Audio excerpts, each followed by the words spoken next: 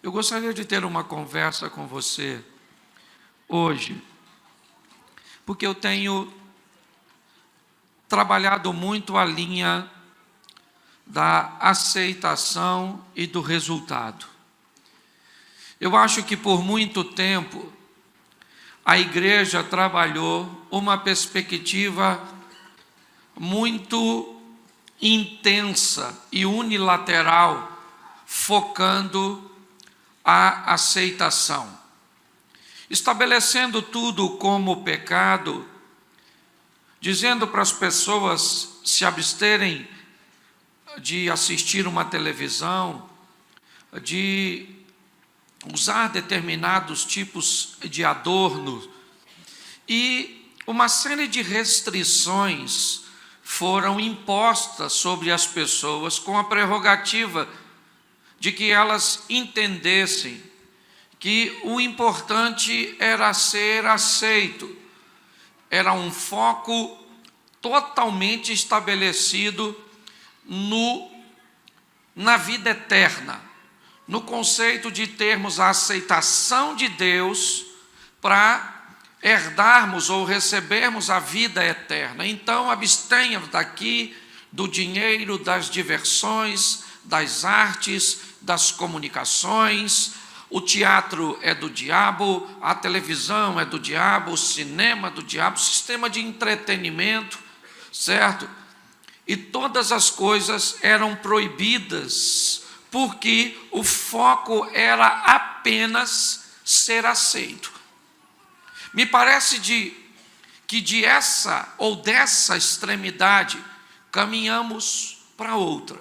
Me parece que num efeito elástico, onde seguramos tanto para um lado que quando esse elástico soltou, arremessou as pessoas, a igreja, muitas vezes, e alguns conceitos para outra extremidade, para a extremidade do resultado.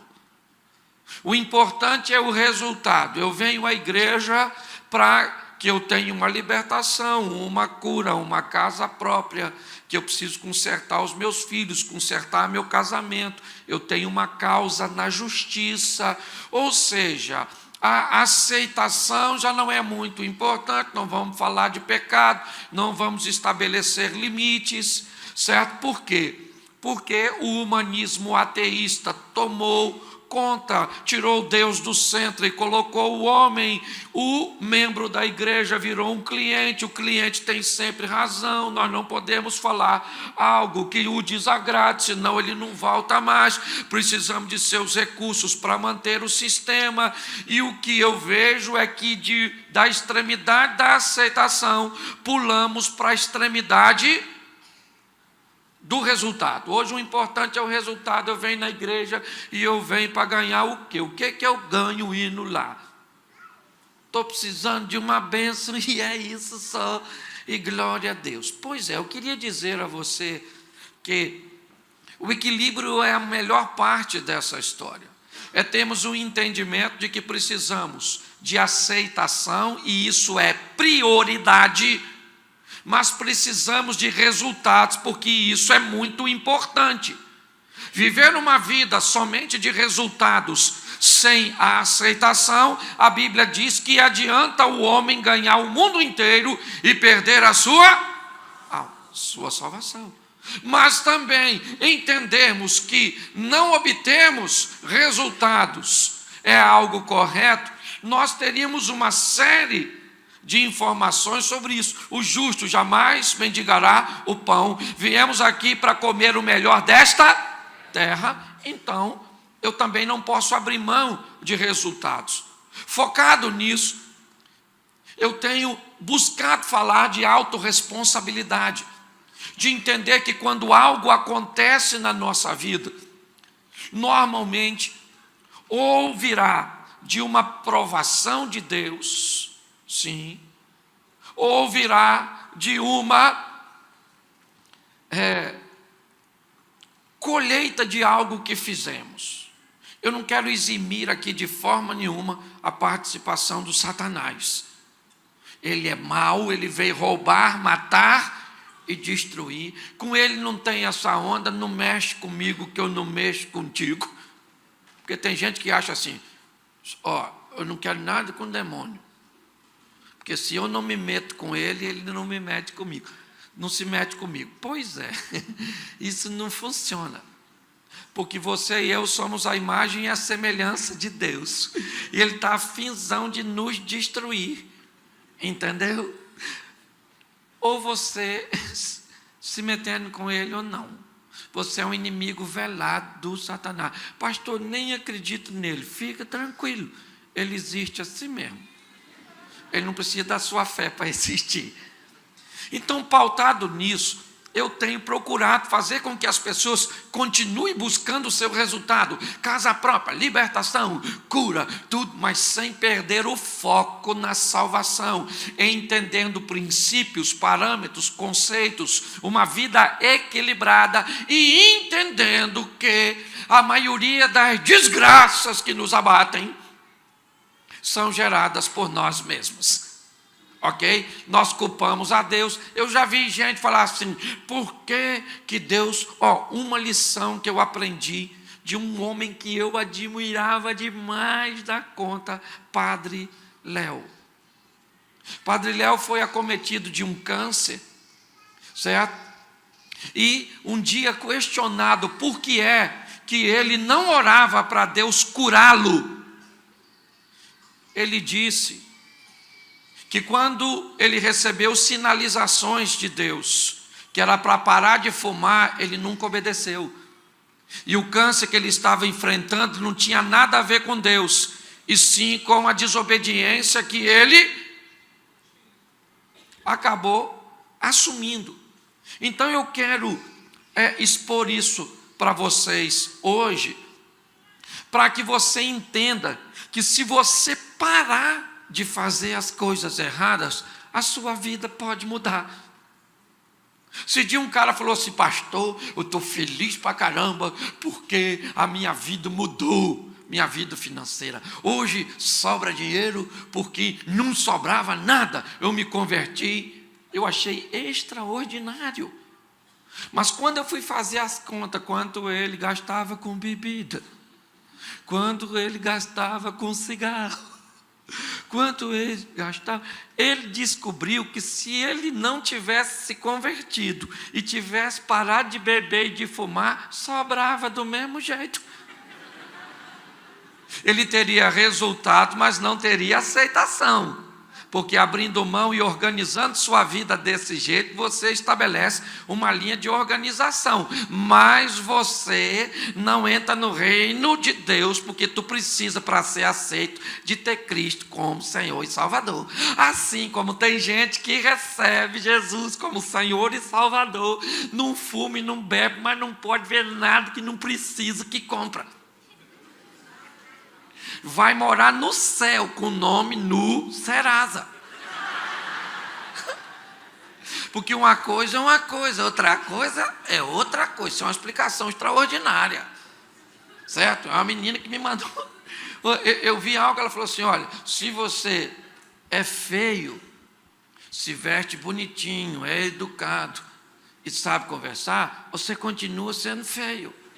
Porque uma coisa não tem nada a ver com a outra. Então, eu queria levar para a igreja, e é isso que eu tenho buscado, uma vida de equilíbrio, simplesmente por uma coisa, porque é a nossa vida que evangeliza as pessoas, e não nosso discurso. Entendeu? As pessoas querem saber qual é o nosso estilo de vida, quais são nossos valores, quais são nossos princípios, e elas não descobrirão isso escutando o que nós estamos falando, mas olhando o que nós estamos fazendo.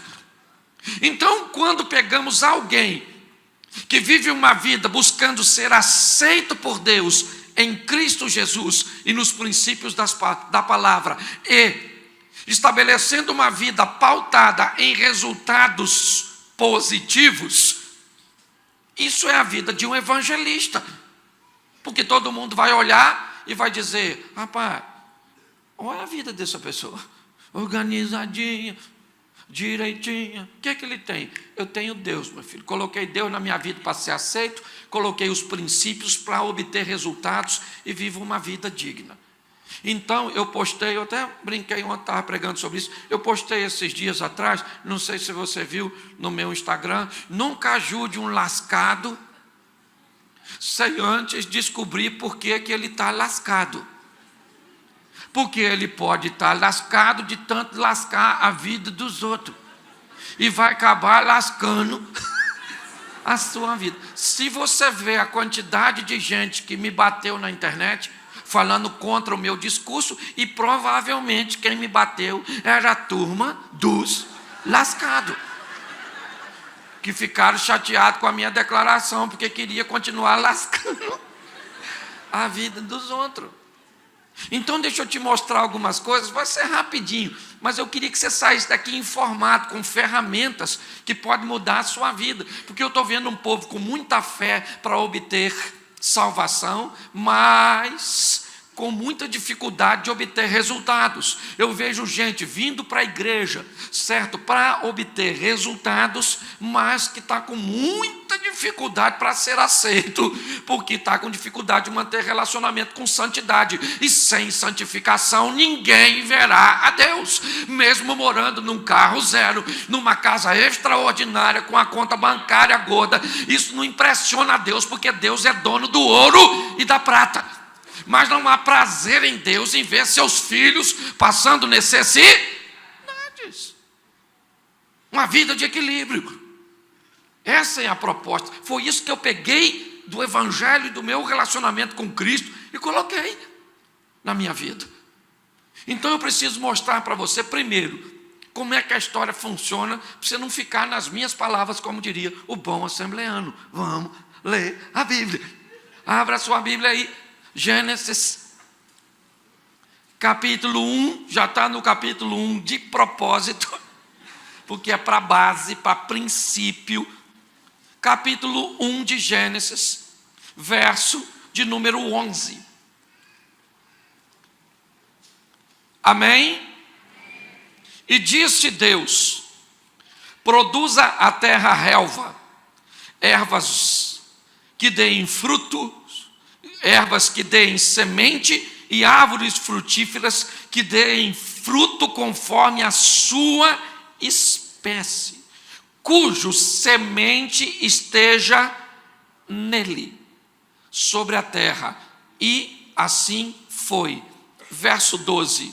E a terra produziu relva, ervas que davam semente conforme a sua espécie, e árvores que davam fruto, cuja semente estava nele, conforme a sua espécie, e viu Deus que isso era bom. Preste atenção. Deus está criando aqui a flora, certo? A relva, as árvores. E Deus vai criar um princípio, um sistema, para que elas permaneçam, para que haja nelas sustentabilidade, para que elas consigam se perpetuarem. Preste atenção, ninguém normalmente vai plantar um ipê, uma peroba. Não, nós plantamos milho, arroz. Essa prática de plantarmos essas árvores nativas não é muito comum. Dificilmente você plantou na sua casa, poucas pessoas aqui plantaram um ipê. Então, se não plantaram, como é que ela prosperou tanto? Como é então que ela conseguiu se reproduzir ao longo dos anos? Pela semeadura. Quer o pólen levado pelos ventos, quer a semente levada pelas árvores, certo? Por outros animais. Quando nós olhamos aqui, o que vemos? Deus criar um sistema e o ambiente para que o futuro aconteça. O futuro daquela espécie. Semente que tragam consigo a semente o seu futuro, árvores que tragam consigo a semente em si mesma. Ou seja, o futuro dela está nela mesma. É isso. E o texto diz no verso 12 que viu Deus que isso era bom e usou esse sistema para as árvores. Só que quando nós olhamos Gálatas 6, 7, abra aí que já nós vamos para o texto que eu quero pregar. Gálatas 6, verso 7. Amém? Deus, não vos enganeis. Olha a informação. Não se engane. Deus não se deixa escarnecer. Tudo que o homem semear, isso também ceifará. Preste atenção. A informação começa, não se engane. Não acredite em outra coisa que não seja essa informação no que tange ao futuro. O futuro do homem é regido pelo mesmo modelo estabelecido pelo sucesso da flora. Vamos usar a mesma base, semeadura. Tudo o que o homem semear, ele ceifará. Olhe bem, o que as árvores fazem? Pastor, elas não fazem nada. Pois é, vamos olhar o princípio. Elas têm nela a semente que receberam a instrução, sim ou não? E essa semente leva elas adiante. Aí agora, Deus vai chamar as nossas decisões, as nossas escolhas de semente. Isso é regra. Você vai encontrar ao longo da caminhada exceções, é verdade. Mas a regra é essa: semeou, vai ter que colher. Não se engane, a regra é assim.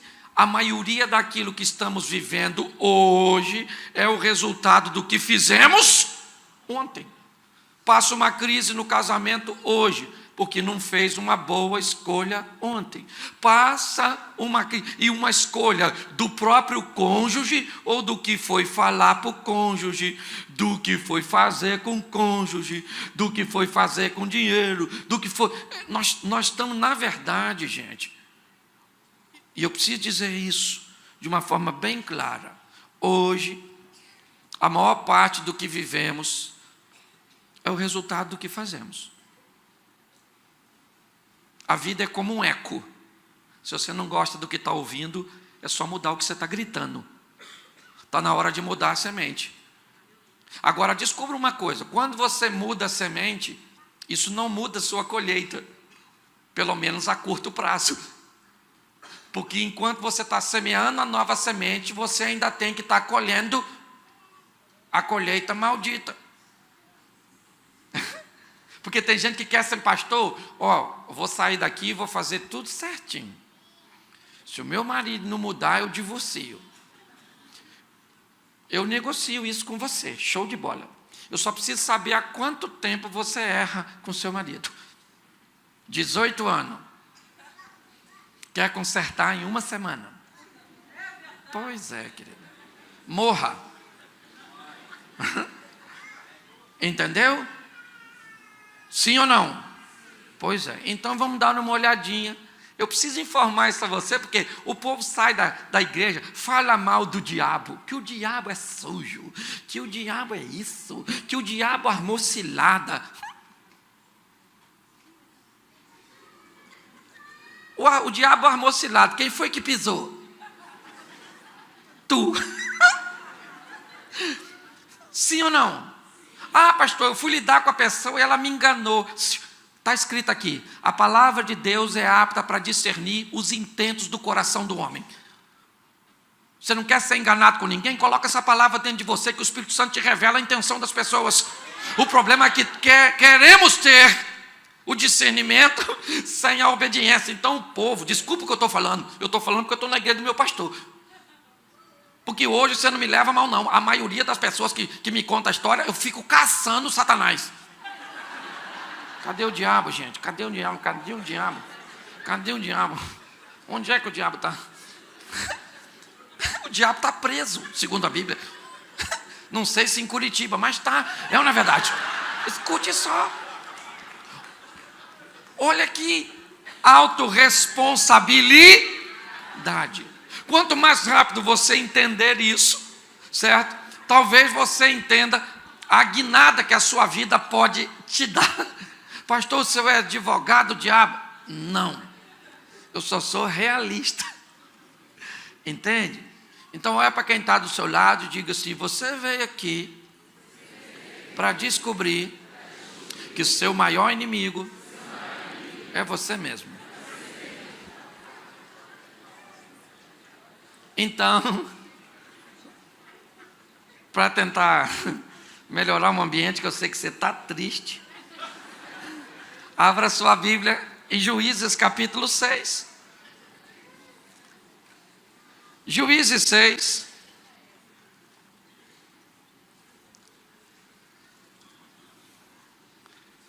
Amém? 6, verso 1. Eu vou ler bastante, vou falar pouquinho. Fique tranquilo que aqui termina 9h30 em ponto. Amém? Todos acharam? O pessoal que está aí fora, achou? Isso. Dá um glória a Deus quem está aí fora. Isso. Agora, espera um pouquinho.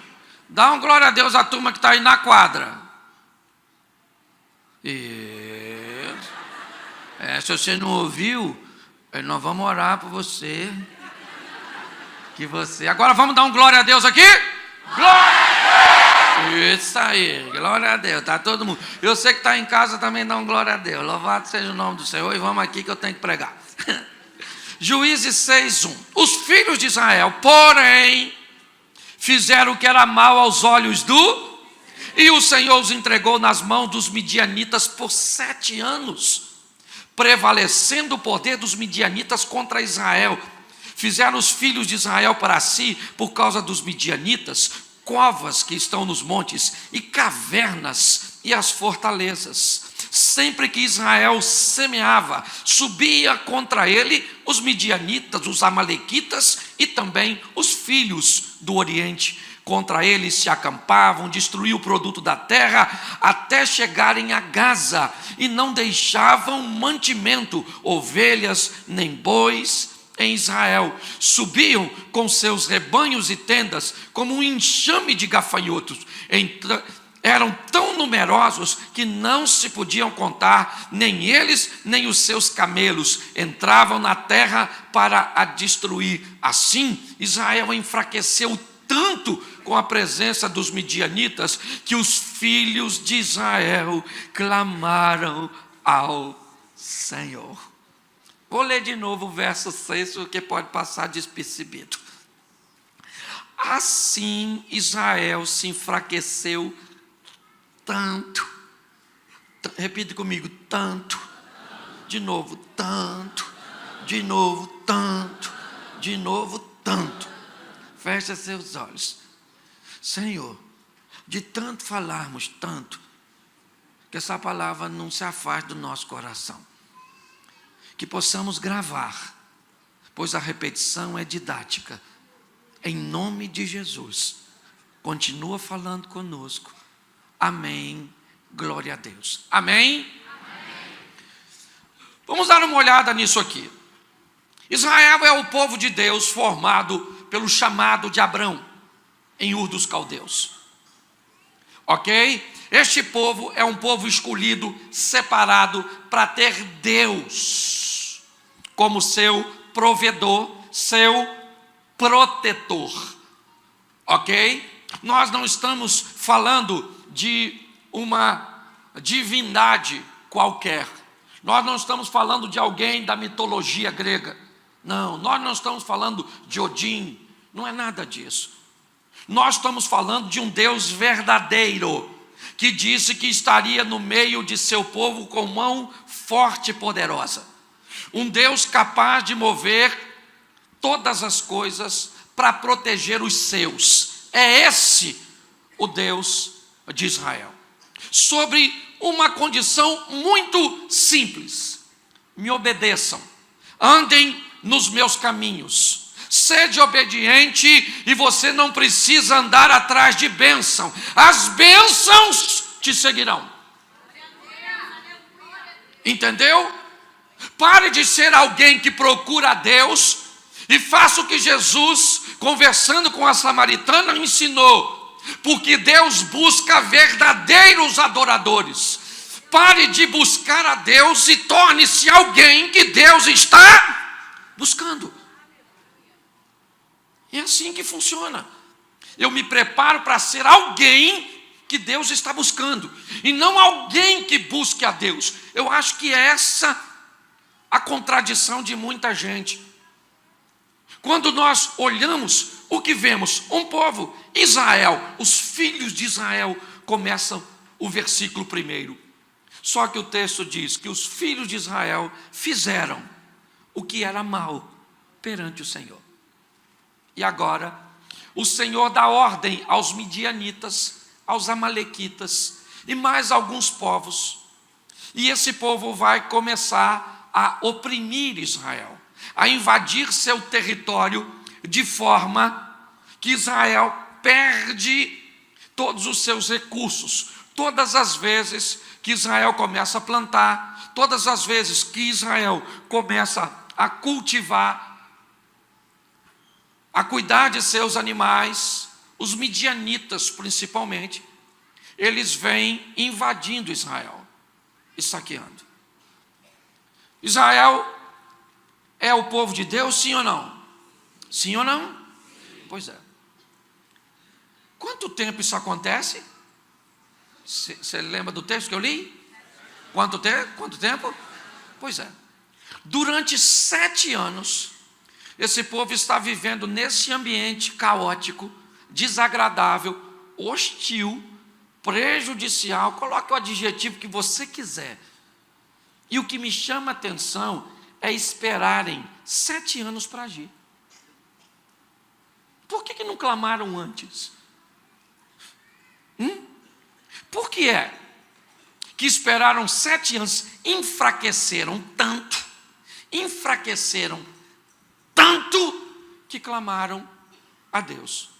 Enquanto eles tinham força para sobreviver debaixo da desobediência, eles reuniam suas forças para continuarem desobedientes, mas conseguindo sobreviver às adversidades, ao modelo de vida da desobediência, até que eles não aguentaram mais. Você acha que isso é diferente de hoje? Quando é que um casal pede ajuda?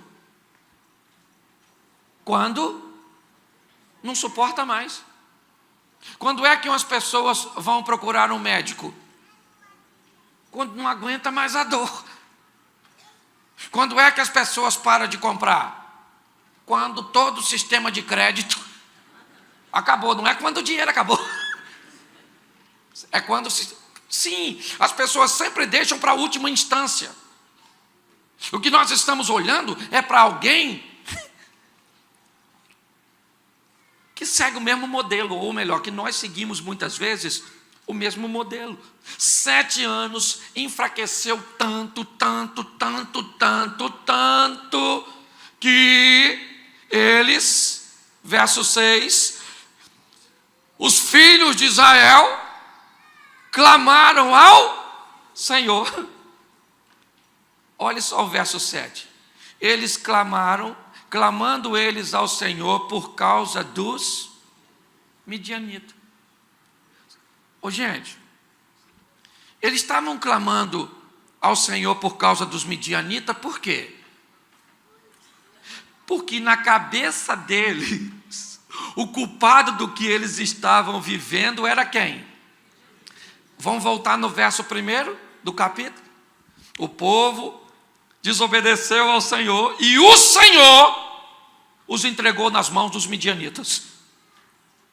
Os midianitas não são culpados, não. Ele é o sistema pedagógico e o material didático que Deus vai usar para trazer seu povo de volta para Ele. Porque o povo de Deus, se vamos olhar a história bíblica, na maioria das vezes é um povo que não pode prosperar. Porque qualquer prosperidade que ele tem, o coração dele já envaidece, ele já tem uma casa de praia, uma casa de montanha, ele já tem lugar para ir, ele tem tudo isso e ele esquece de Deus, toma um negócio, começa a achar que... Você sabe o que eu estou falando? Fica me olhando com essa cara de desentendido. Não pode prosperar. Eu não vou usar aqui o exemplo, quase que eu uso. Louvado seja Deus. É que a minha mente é muito doida, mas isso não dá para falar não. Eu só vou falar a metade. Crente é igual lombriga, ok? O resto você completa.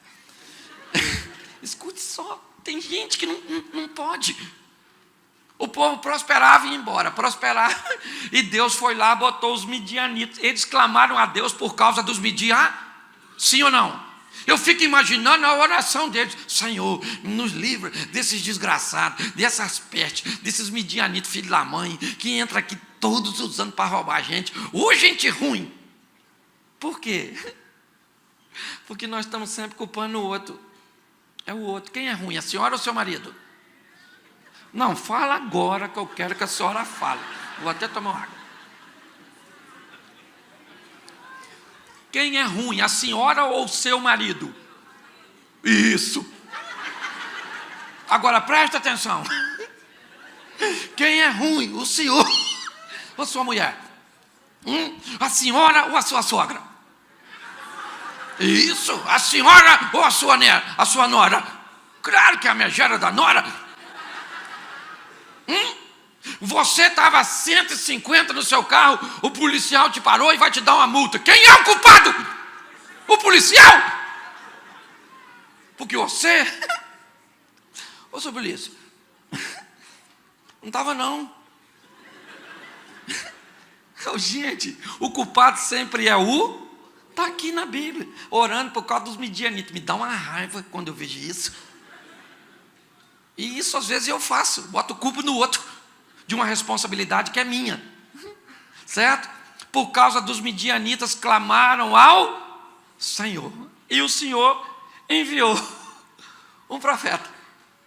E preste atenção, porque Deus é bom demais, bom demais. Eu não sei o que você fez de errado, mas eu vim aqui para te dar uma notícia: ainda dá tempo de consertar. Você pode ficar com um problema, por exemplo, descredenciado para algumas coisas. Eu tenho explicado isso. Tem coisas que você faz que nunca mais você terá condições de fazer depois do erro que cometeu. E isso você tem que ser maduro para entender. Por exemplo, se você teve... Alguém aqui teve hepatite? Levante a mão. Quem já teve hepatite? Alguém teve? Não? Aqui? Certo? Você teve hepatite. Se eu passar mal aqui agora, cair, precisar ser socorrida pelo seu carro, você pode me levar para o hospital, ok? Se eu cheguei lá e preciso de recursos financeiros que eu não tenho, você pode com seu dinheiro pagar para eu fazer uma cirurgia e não morrer, não pode? Agora, se quando eu chegar lá, o médico olhar para você e dizer que eu preciso de sangue, você pode me doar? Você tem hepatite? Você não tem. Você já, mas por você já ter no seu passado, descredencia você para desempenhar algo no presente. Entendeu? Quando você trai alguém, nunca mais queira que a pessoa deposite sobre você a confiança que ela depositou antes de você traí-lo. Seja maduro para entender isso. Porque você se descredencia. Tem coisas que você vai... Por isso que eu falo: ah, pastor, eu engravidei solteira, Deus me perdoa. Claro, menina. Quem não vai te perdoar é essa criança, que vai querer mamar em tu, ficar agarrado em tu. Você não vai poder mais sair, vai te gastar dinheiro, vai mijar em você, vai gofar em você, vai gastar dinheiro com escola, sim ou não? Então Deus perdoa. Quem não perdoa é a criança, é a situação. Eu vim hoje para falar coisa ruim, né? Mas eu volto mês que vem. Se o pastor deixar. Então preste atenção, o povo se arrependeu, clamou a Deus: Senhor, olha os midianitas. A oração está até errada, mas Deus é tão bom que Deus vai ter uma conversa com um homem chamado Gideão, a partir do verso 11. Leia comigo aí rapidinho. O anjo do Senhor veio, assentou-se debaixo do carvalho que está em Ofra, que pertencia a Joás, a Birezita, onde Gideão, seu filho, estava malhando o trigo num tanque de prensar uvas, para o esconder dos midianitas. Presta atenção, porque eu acho maravilhoso a postura do Gideão. O texto diz que ele estava malhando o trigo num tanque de uva. Trigo, querido, na nossa cultura aqui, mais conhecido, você já viu secar café? Já viu? Bota café naquele cimentado e fica passando aqui para ele virar, para secar. Já viu aquilo? Para malhar o trigo é praticamente a mesma coisa. Precisa-se de uma eira, um espaço aberto, ele é prensado, depois se junta. Só que o texto diz que Gideão estava malhando o trigo no lagar. Lagar é um tanque redondo de piso inclinado, onde um dreno fica na parte mais baixa para que seja captado o sumo da uva. Pensa vocês, malhar o trigo num lagar devia ser desconfortável, sim ou não? Sim ou não? Inapropriado? Sim ou não? O que ele precisava para malhar o trigo era uma eira. Ele tinha uma eira? Não, porque se ele expôsse o trigo em campo aberto, os midianitas teriam facilidade de roubar. Então ele precisava de uma eira, mas ele não. O que ele tinha era Então, querido, ele malha trigo no lagar. O que é isso, pastor? Isso é aquela etapa da vida que nós não temos o ideal, mas temos a realidade para lidar com ela. Eira era o ideal, é o que ele precisava, mas ele não tinha. Enquanto você não tem o ideal, aprenda a trabalhar a sua realidade, entendeu? E transformar a sua realidade no seu ideal. Quando eu olho o Gideão, eu entendo, o cara está lá malhando trigo, olhando, cadê os midianitas? Mas está lá malhando. Tem gente que diria: eu não vou malhar, não dá nem para malhar direito. A gente trabalha. Pois é, querido, tem época que você vai ter que lidar com a sua realidade. A realidade, sabe? Ela é dura, mas é sua. Esse filho é ruim, mas é seu. Essa sogra é tóxica, mas é sua. Essa dívida é alta, mas quem foi que fez? O Satanás. Tempo atrás o cara falou comigo: pastor, ora por mim, pastor, porque o inimigo está furioso. Eu estou todo endividado no meu cartão de crédito. Eu falei: querido, no próximo culto traz a sua fatura de cartão aqui. Ele falou: para quê? Eu falei que eu quero olhar o que o Satanás comprou, que eu vou pagar. Ele falou: o quê? Eu falei: o diabo não te endividou? Então eu quero ver o que ele comprou. A vela de 7 dias, a capa preta, o tridente, as galinhas, tudo que ele comprou, eu pago para você. Ele olhou para mim e falou: você é louco? Eu falei: louco por quê, irmão? Ele falou: o diabo não comprou nada no meu cartão. Então me diga como é que ele te endividou, miserável. Como é que você acha que ele foi embora? Essa praga desse pastor é doida, essa peste. O louco sou eu, o endividado é ele. Você está rindo dele? Está nada, você está rindo de tudo. Só que em outra versão.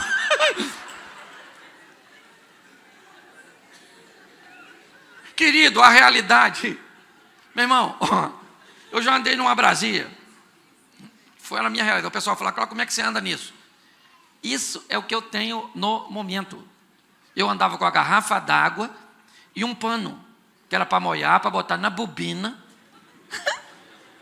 para ele esfriar, para eu continuar andando. Depois eu troquei por um Corsa, que se apaixonou por reboque.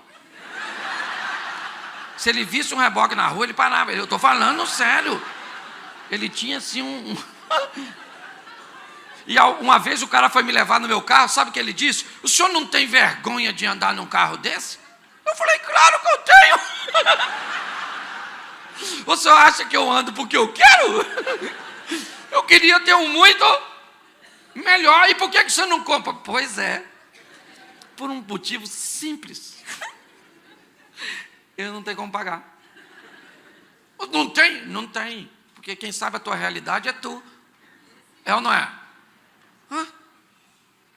Então, que encare sua realidade. O Gideão está lá, o anjo veio e falou, homem valoroso, o Senhor é contigo. Gideão falou, seu anjo, o negócio é o seguinte, eu não sei se você está sabendo as coisas que estão acontecendo, mas aqui não tem ninguém valoroso não. Essa tradução é a minha, ok? Eu não sei nem se ele sabia que estava falando com o anjo, porque normalmente, né, o anjo se materializava, na maioria das vezes, às vezes não tinha essa noção do que era, mas eu quero aqui colocar desse jeito e pronto, acabou. Quem está pregando sou eu, dane-se. Sua teologia agora. Escute só, o anjo falou, você é um cara maneiro, Gideão falou, vou explicar uma coisa para você, seu anjo. A chapa aqui está quente, 7 anos que os midianitas estão entrando aqui, o bagulho está doido, não dá nem tempo de conversar muito com o senhor, porque nós estamos aqui sempre atentos a uma invasão, entendeu? Isso aqui é quase uma comunidade aqui, então nós estamos sempre alerta, o negócio está sempre meio difícil. Então, o senhor está entendendo, seu anjo? É que o senhor mora no outro lugar, lá a violência é reduzida, o maluco lá foi expulso por Deus e está tudo certo. Olha que maravilha, olha só, que coisa extraordinária. Gideão está conversando com um mensageiro de Deus, que vê nele um potencial, porque ele é alguém que é capaz de encarar sua realidade, mas ela é tão dura, que quando o anjo começa a falar de coisas, Gideão diz, não, isso é passado, isso parece assim. Certo? Parece a história do Simba no Rei Leão. Isso é passado. Ok? Não tem a ver conosco. São as maravilhas do que Deus já fez. Não é o Deus de hoje. Porque Deus não desamparou. Primeiro botou a culpa nos midianitas. Agora já está botando a culpa em Deus. Porque é assim, o culpado é o outro. Você lembra quando Adão e Eva pecou, que Deus chegou? O que Adão falou para Deus? A mulher que o Senhor me deu, lascou a minha vida. Porque, presta atenção, foi o Senhor mancomunado com ela. Eu não tenho nada a ver com isso. É sempre assim, as pessoas se eximindo, como se eximir de sua responsabilidade vai resolver seu problema. Deus nos abandonou. E o anjo disse, rapaz, vai nessa sua força, o Senhor é contigo. Ele disse, mas deixa eu explicar uma coisa que você não deve saber. A minha tribo, a minha casa é a mais pobre em Manassés. E eu sou o menor na minha casa. Tudo é contra mim. Eu não tenho recursos, a minha casa é pobre. Eu não tenho como estabelecer uma revolta. Eu não tenho um nome expressivo e significativo na comunidade. Eu não tenho como estabelecer influência. E aí eu pergunto, por que Deus escolheu Gideão? Porque era alguém capaz de olhar para a sua realidade de uma forma clara. O cara que está dizendo agora para o anjo, minha família é mais pobre, eu sou o mais pobre, eu sei quem eu sou e o lugar que eu ocupo. Eu sei que a nossa nação está enfrentando um problema sério. Na nossa cabeça o problema são os midianitas e o Senhor, até porque naquela época ninguém atribuía nada a Satanás, ele não ganhava crédito para nada. Por isso que o texto vai dizer que é o Senhor, mas a Bíblia diz que Deus não pode ser tentado e nem a ninguém tenta. Mas entendemos a dinâmica, né? Pelo período. E o que eu vejo agora? Eu vejo um homem capaz de saber quem é, de apesar de sua realidade ser dura, reúne suas forças para malhar trigo no lagar, e Deus diz, esse cara tem potencial. Eu vou fazer este cara liderar uma revolta. Gideão apresenta o contrário e o anjo diz, Deus é contigo, cara. Ele diz, então eu quero uma prova. E ele faz a prova, depois você lê, que eu não sou obrigado a ler tudo por causa do tempo. Ok, mas está tudo ali.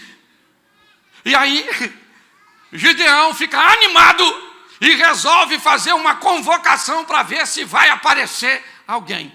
Menino, ele convoca 32 mil homens, aparece.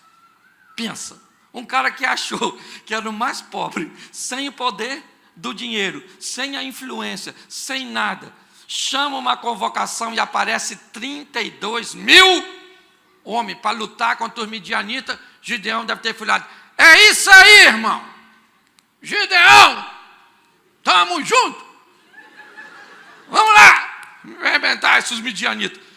Aí Deus tirou Gideão do grupo, levou para o privado e falou: Gideão, chega aí na parada. Tem muita gente aí, Gideão. Muita gente. Esse negócio vai dar certo, não. Tá? Pergunta quem é que está com medo.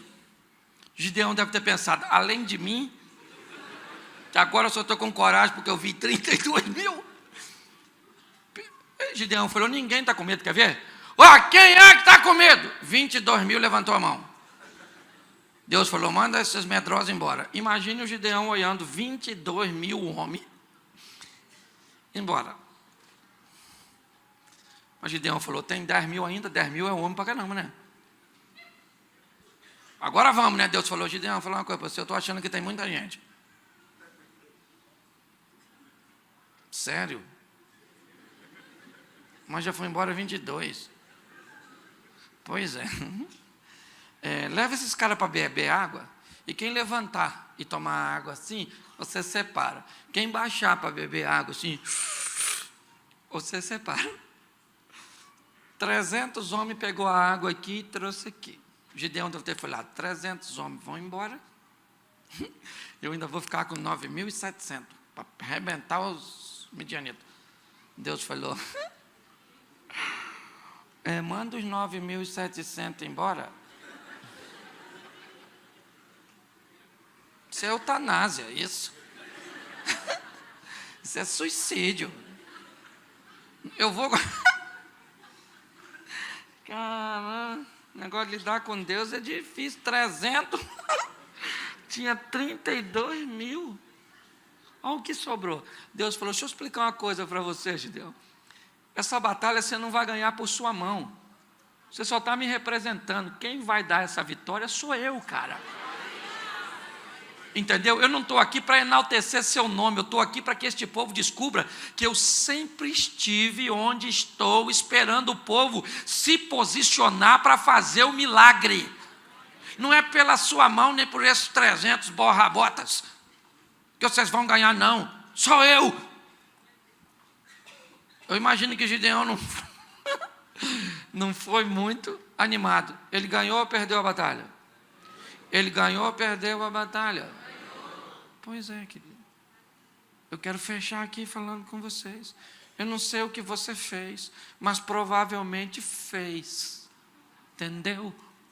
Não me olhe com essa cara de que não fez, que eu sei. Você está atrapalhando seu casamento. Você está atrapalhando seus filhos, você está atrapalhando seus pais, você está atrapalhando sua nora, você está atrapalhando seu patrão, você está atrapalhando seu empregado, você está atrapalhando a vida dos outros. Por quê? Porque nós atrapalhamos mesmo. E recebemos o resultado do que fazemos. Mas dá tempo de você hoje clamar ao Senhor e falar: Senhor, eu sou o seu Israel, então eu fiz a mesma coisa que esse povo. E o Senhor está usando alguém ou uma situação para me corrigir. Quanto mais rápido eu aprender, mais rápido eu posso me posicionar e mais rápido eu posso obter resultados contrários. O grande problema é que queremos resultados opostos praticando as mesmas coisas. Gente, eu tenho viajado o Brasil, entrado em lugares para falar do Evangelho, onde muitos líderes religiosos nunca conseguiu entrar. E você sabe por quê? Eu entendo que tem um ministério para fazer isso, mas porque eu tenho aprendido a lidar de uma forma séria com resultados e aceitação. Leve isso para a sua vida, corrija sua rota, porque Deus está esperando o seu clamor, para Ele agir a seu respeito. Não jogue a sua responsabilidade sobre o seu próximo. Não jogue a sua responsabilidade em Deus. Não jogue a sua responsabilidade em Satanás, porque o tempo vai passar. Vai passar. E as coisas vão continuar do mesmo jeito que estão, simplesmente porque você não foi capaz de fazer a leitura correta de sua realidade. Ela é dura, mas é sua. Male hoje o trigo no lagar. Entenda que não há possibilidades em você, mas há possibilidades no seu Deus, para que o milagre aconteça. Posso ouvir um amém?